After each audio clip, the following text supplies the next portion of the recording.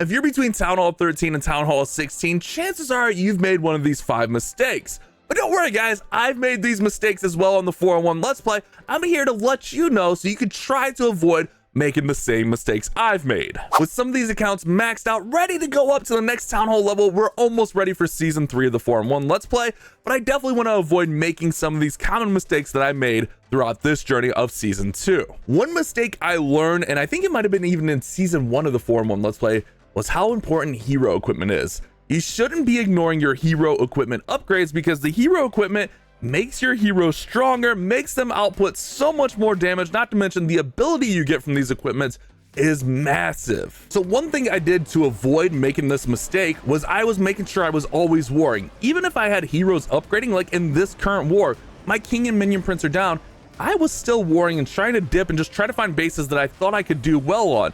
The nice thing in war, you don't have to 3-star, you just have to get at least a 1-star. So make sure your clan's okay with it, but make sure you're always warring.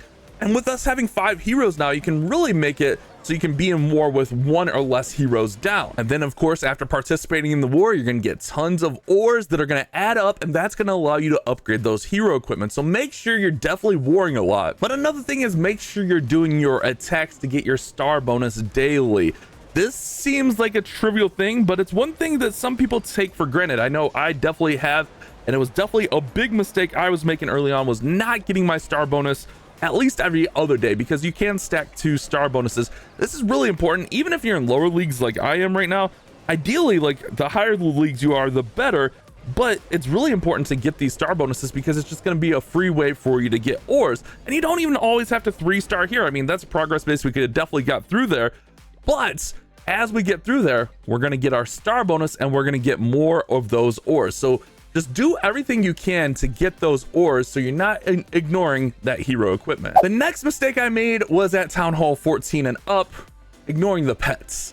Heroes should definitely take priority, don't get me wrong, but you should try your best to keep the pet house upgrading, especially at Town Hall 14 where we get 4 new pets with 10 levels each. I mean, even at Town Hall 15, same thing. You get 4 more pets with 10 levels each. You need to stay on top of it. This is one of those like little things that's like, oh yeah, no duh. But for some reason, like I completely overlooked this and it really kind of bit me in the butt. Now I'm a little bit caught up here on the Town Hall 14. We have the Electro Owl going to level 10, and then we just have a few Lassie levels. And Lassie, let's be honest, isn't the most used pet after Town Hall 14. So it's not the biggest deal. But as you upgrade your Town Hall and start to get more pets, it starts to stack up. I mean, even here on the Town Hall 15, you see our pet house is open. I need to farm that today. It did just open up just a little bit ago, so I'm not like super far behind, but I definitely need to get a pet upgrading here, especially pets that are going to be super used. Like I love Diggy a lot. Why isn't my Diggy maxed out? Don't ignore your pets. This could definitely set you back a little bit, especially at Town Hall 15 and higher when you get 8 pets and you have swap outs. Definitely should always have a pet upgrading in here, even if it's something like upgrading the Lassie right here. It's better than not having anything in there, and then we can go ahead and put the Yak on the King, which Yak on King is really, really nice. So just make sure you're staying on top of your pet upgrades as well. The third mistake I made was overcommitting to upgrading my defenses. Now, we did focus on offense early, but then we kind of got away from that. And now, like here on the Town Hall 15, we still have some hero upgrades to do. I think focusing on offense over defense is huge, especially the heroes. We're always going to have hero upgrades to do, and you want to get those done as soon as possible. Now, for me, it was just more of a time thing because farming tons and tons of Dark Elixir was definitely time consuming. But with Clash Anytime now in effect and a lot of special events going on, I really have no excuse. I've done better, obviously, of keeping my heroes up, but that's been the holdup here on us upgrading our 4-on-1 Let's Play accounts, is I just got to catch up the heroes, especially here like on the Town Hall 15. So definitely don't ignore your offense when you start to get some of those defense upgrades going. I would still focus at least a couple builders on heroes at minimum. I'm not saying max all your heroes first, but it's nice having a max base, don't get me wrong, but you want those heroes. Heroes are the most important thing in Clash of Clans. They are the strongest units. Whether you believe that or not, they are the make or break for your attacking army, especially as you get to the higher Town Hall levels. Our fourth mistake, and I'm still guilty of this to this day, is not changing your base layouts often enough, especially your war layouts. Farm bases, like, that's okay. It's not as big of a deal.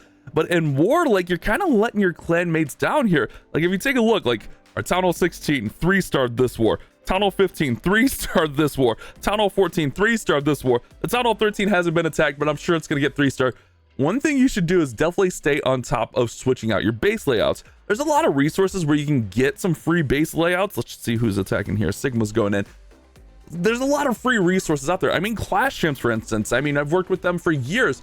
Their whole website is just free base layouts.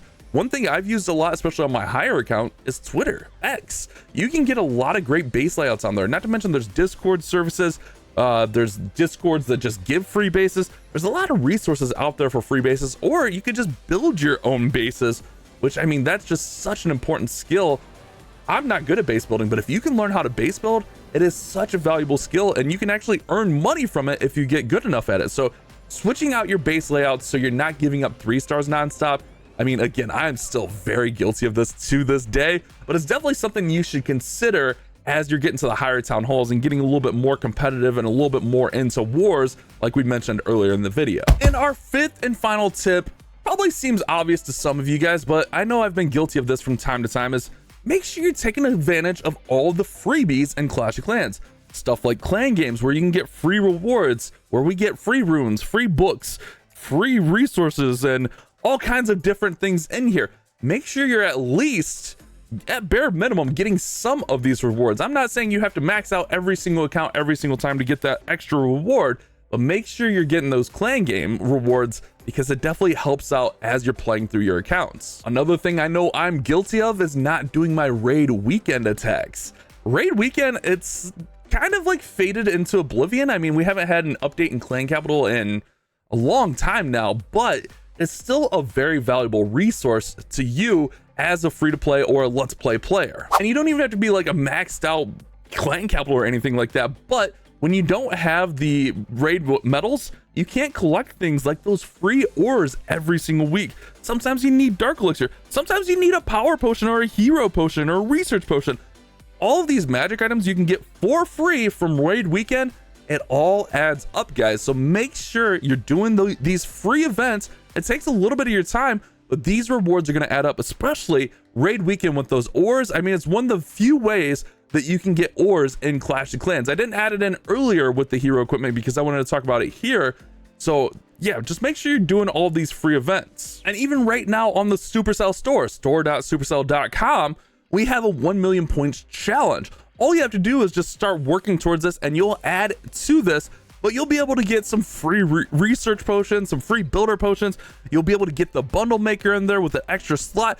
There's a lot of great free rewards. Like Clash Clans, it gives away the most stuff. Like, it's the easiest time ever to play Clash Clans and upgrade your base because they want you to upgrade your base.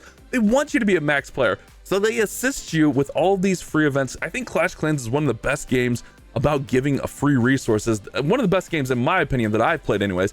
Yeah, there's a lot of things, elements that you can pay for to get extra stuff like the gold pass and those mini spotlight events and all that kind of great stuff. But as a free-to-play player, you can progress really quickly just by doing all the free stuff that's in Clash of Clans. And we didn't even like mention all the events and special stuff that goes on. We always have something free going on in Clash of Clans to help you out. So make sure you're taking advantage of that. Hopefully these 5 mistakes will help you guys avoid them and help you upgrade your base faster in Clash of Clans. Get ready, season 3 of the 4-in-1 Let's Play will be coming soon. We'll talk about it really soon about what we're gonna do here on the Town Hall 15 as we're lagging a little bit behind. But make sure you guys leave a like and subscribe. I appreciate all of you guys. You guys have a great day. Keep on clash bashing.